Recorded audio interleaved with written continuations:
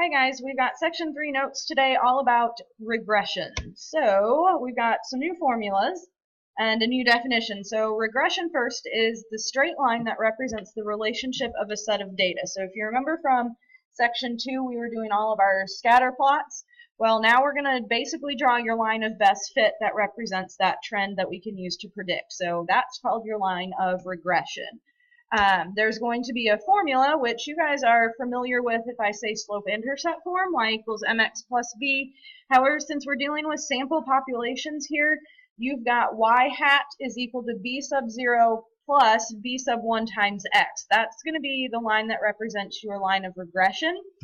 And in this, b sub 0 is going to represent your y-intercept, and b sub 1 is going to be your slope. Now, it's a little bit trickier to find your x and y, or I'm sorry, your slope and your y-intercept when you're dealing with scatter plots, because you have to identify the best trend here.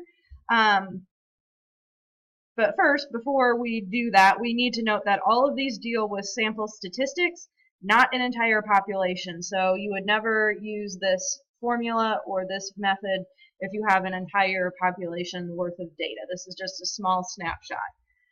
So in order to find your slope and your y-intercept, there's two messy formulas that you have. So b sub 0, your y-intercept, is found by taking the sum of your y's, by multiplying the sum of your x squareds together, subtracting all of that good junk.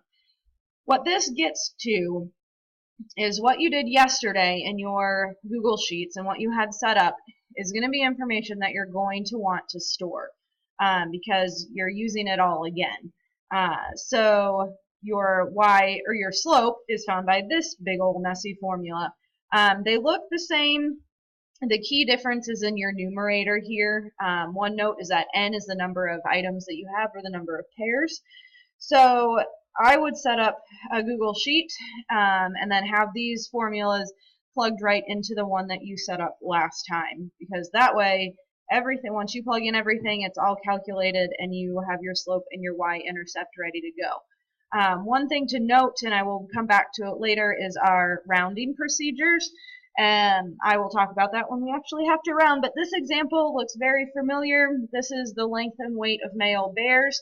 In the previous section of notes, we found that your linear correlation coefficient of R was equal to 0.987, and it indicated that there was a linear significant correlation. Reverse that, significant linear correlation. And since there was a significant linear correlation, now what we want to do is find the regression equation of the straight line that relates y to x. And because there was a significant linear correlation, we can use y equals mx plus b. If it wasn't linear, we'd have to come up with some quadratic, which we're not going to touch right now. So in order to find r, you have already found all of these values. So n was 8, your sum of x was 16.5, your sum of y was 2,176, and so on and so forth. Okay, so those are the data values that you're going to want to use in order to find your slope and your y-intercept. So now we're going to find our slope. Really, you could do it in any order. I just choose to do slope first.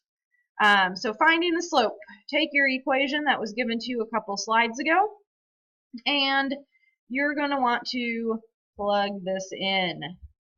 Alright, so you can see that in the numerator, I've got 8 times the 151,879 minus the 516.5 times 2,176. And when I perform all of those operations in the numerator, I get 91,129.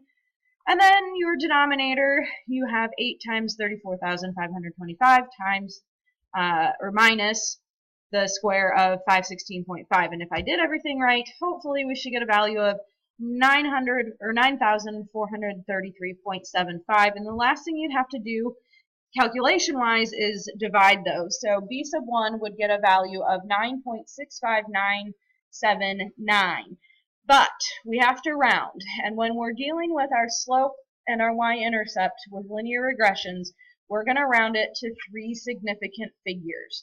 So in this case, you would round it to 9.66. You'll see where in the y-intercept, it's not going to have any decimals at all. So now that we have the slope, We're going to use our other equation to find your y-intercept, which again is right there for you. So I'm going to plug everything in the numerator. You can see how I plugged everything in, and then plug everything in your denominator, and it should look like that. Simplify your numerator, and you should get 3,317,471.5 negative, divided by, again, your 9,433.75, because you'll notice that both of my denominators and my slope and my y-intercept are the same. So when I divide that, I'm going to get negative 351.6598, and so on and so forth. So if we keep the rule of rounding to 3 significant figures, I'm just going to round this to 352 and no decimal places. So now that I have my slope and my y-intercept, all I have to do is plug in our formula, and y hat is going to equal negative 352 plus 9.66x. And that's going to be the equation of the line that we can use to predict values for other male bears in our population. So that's all I've got for you today. You'll have an assignment tomorrow. Come with any questions, and I'll see you next time.